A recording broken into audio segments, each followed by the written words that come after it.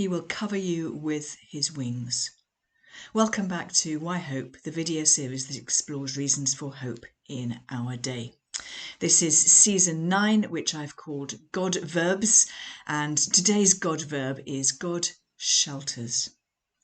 Well, this is a common metaphor, a common description of the action of God, particularly in the Old Testament. I'm going to show you the same theme from several Psalms, but I want us to notice some differences about the way that's represented before we think about what God is sheltering us from. So Psalm 91 would be a great place to start. Let me read some verses to you from that.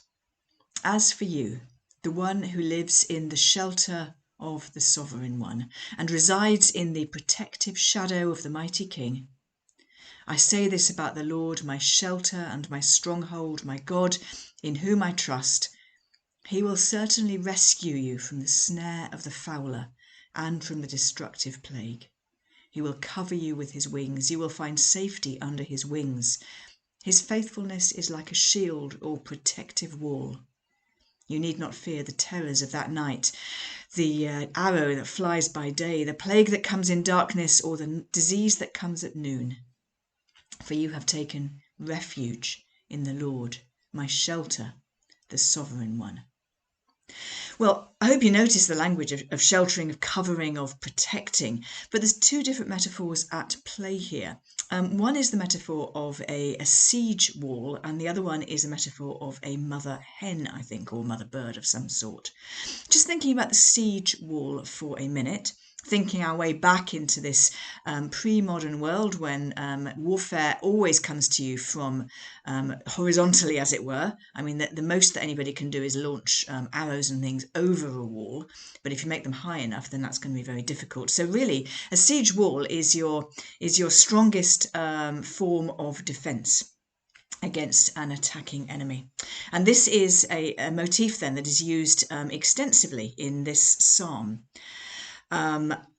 Picking up from halfway through the verses I read to you, his faithfulness is like a shield or protective wall. And then it goes on to say something interesting. You need not fear the terrors of the night, the arrow that flies by day. So this is extending the metaphor to talk about protection from the oncoming army. But it also then says, you need not fear the plague that comes in the darkness or the disease that comes at noon. And this probably refers to what happened when cities were besieged, when they closed up their walls, was sometimes they would then suffer from disease for probably self-evident reasons. And people would end up dying not from the enemy directly, but from the disease within the city. And here, I think our psalmist is saying, those who take shelter in the Lord, who take shelter within him, as if drawing a siege wall around ourselves. He would protect us from the enemy from without, but also from the enemy from within. This is a safe place. He is a safe place to shelter. His siege walls will not entrap us with harm, but will exclude harm from us. I hope that makes sense. Now, the second metaphor then that the psalmist is using is the metaphor of a bird that shelters its chicks under its wing. So let me read this to you from near the top of the reading that I gave you. Speaks about the one who resides in the protective shadow of the mighty king. And then it goes on to say, he will certainly rescue you from the snare of the fowler. He will cover you with his wings. You will find safety under his wings. And this to me is, it speaks to me of a mother hen or a mother bird that shelters her chicks under her wings, but is also somehow helping them to avoid the harms that those who would snare them, those who would trap them, would inflict. So she's not only just kind of protecting them and coddling them close, although she is doing that, but she's also in some sense helping to kind of keep them out of trouble. So she's protecting them from those who would actively attack, but she's also protecting them from straying into the nets or the traps of the enemy, if you like. powerful images, I think, for the way that God shelters those who come to him for shelter. Now, we find these same two metaphors at work elsewhere in the Psalms. I'm just going to sample a few because I certainly can't show them all to you. Psalm 61 is lovely. Hear my cry, O God, listen to my prayer. From the end of the earth I call to you when my heart is faint. Lead me to the rock that is higher than I, for you are my refuge, a strong tower against the enemy. Let me abide in your tent forever, find refuge under the shelter of your wings. So here again we have both the military metaphor and the maternal bird metaphor. And then a third one that I want to show you is from Psalm 57. Be merciful to me, O God, be merciful to me, for in you my soul takes refuge. In the shadow of your wings I will take refuge until the destroying storms pass by. I cry to God Most High, to God who fulfills his purpose for me. He will send from heaven and save me. He will put to shame those who trample on me. God will send forth his steadfast love and faithfulness. And it is worth reading the whole of that psalm. It's absolutely beautiful. And that little couplet, steadfast love and faithfulness, you may remember from an earlier video, is the way that God describes himself when he describes his own character to Moses. In a passage that actually we're going to come back to in just a moment. Now, what is God sheltering his people from? And this is an important question.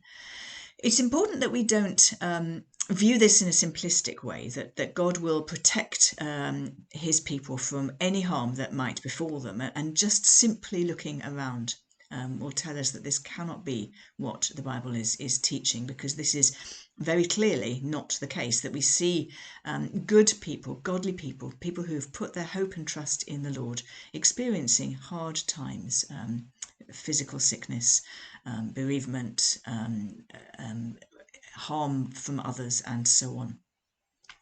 So it's important that we understand, first of all, that the Old Testament tends to view the blessings and the protections of God in very physical terms, but by the time we get to the New Testament, we see that more in spiritual terms and in terms of the end times and the ultimate protection that God is going to give his people at the final judgment and at the end times. So we need to not be simplistic about the way we interpret these, but that doesn't mean they're any less true. They're still very true and very precious. So what is God sheltering us from? He's sheltering us from the enemy, from the one who would lure us into his snares, from the one who would seek to harm us, from the one who will seek our ultimate destruction. And God shelters us from him. He shelters us from harm in certain ways, although, as I've said, this is never a get out of jail free card, or it's not a kind of magic genie that means that we will be protected from all harm. But we do know his promises that all will be well, and that all harms in this world will be made right in the next world. And so in that sense, he protects us from the enduring consequences of harm.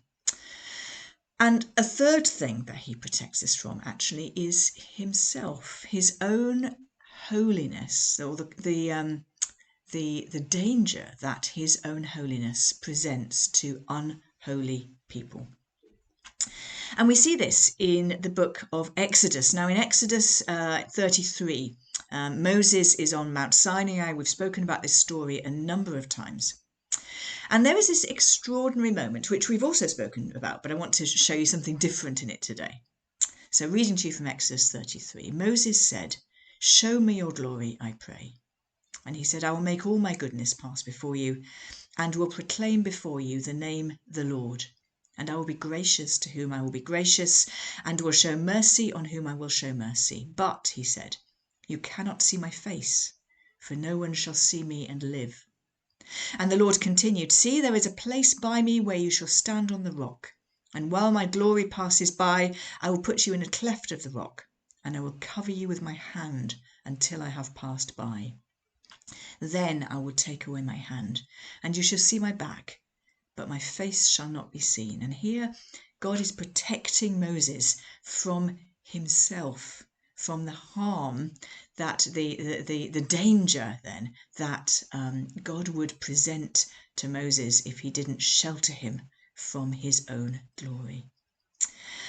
In 1763, legend has it that a well-known theologian and hymn writer called Augustus Toplady was walking in the gorge near Cheddar, a place called Burrington Combe, not that far from where I live. And it is said that while he was walking that day, there was a terrible storm, and he found a rock that had a deep, deep crack in it. And he sheltered there from the storm until it passed over. And while he was waiting there, he wrote a very famous hymn. And it's a hymn that I hope we still sing today because it's a timeless one, really. And it begins with these words: Rock of ages, cleft for me, let me hide myself in thee. Our God is a God who acts, and today we've been thinking about how he is a God who shelters and shields. And here is another reason why we can have hope.